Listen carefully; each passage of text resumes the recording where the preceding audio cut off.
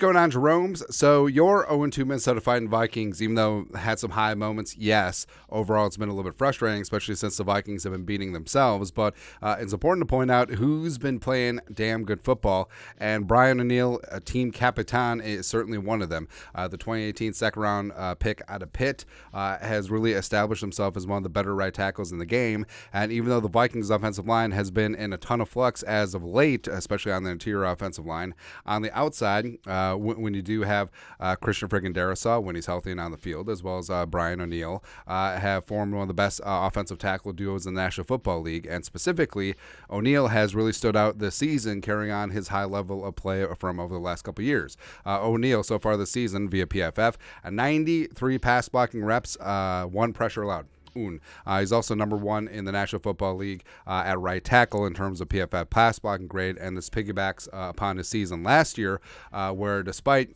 being dinged up with that partially torn Achilles Week 17 against the greasy grimy Green Bay Packers, he finished second in the league in terms of overall PFF grade at right tackle, and second in PFF pass blocking grade, which is pretty good. And O'Neill continues on. This is from ESPN. Highest pass block win rate as a tackle. Lane Johnson at 1, Bakhtiari at 2, Brian O'Neill at 3, tied at 2 with 95, second for right tackles. And here's the thing too. So we point out O'Neill's PFF grades from last season, trailing Lane Johnson, and respect. The pride of Oklahoma, future Hall of Famer, is that dude. But also, shout out that Lane Johnson getting a little bit old, as the Vikings pass rush, prodigious pass rush, showed a little bit on last Thursday.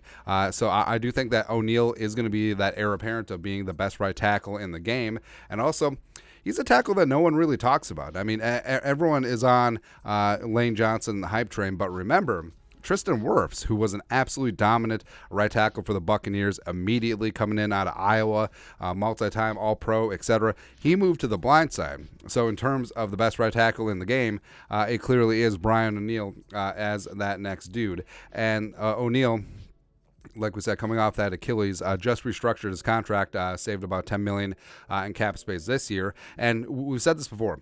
You only restructure players that you see as part of your long-term plans. And that could be why they waited so long with O'Neill, because the entire offseason, we're like, okay, O'Neill 14.4 base salary, doing a classic restructure, paring that base salary down to $1 million would free up around 10.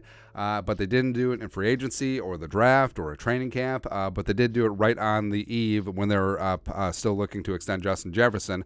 But like I said, I think that the Vikings wanted to get a good look at that Achilles, because those can be iffy, man. Like, it's not always a slam dunk that dudes come back 100% from that. I think they wanted to see O'Neill up close and personal.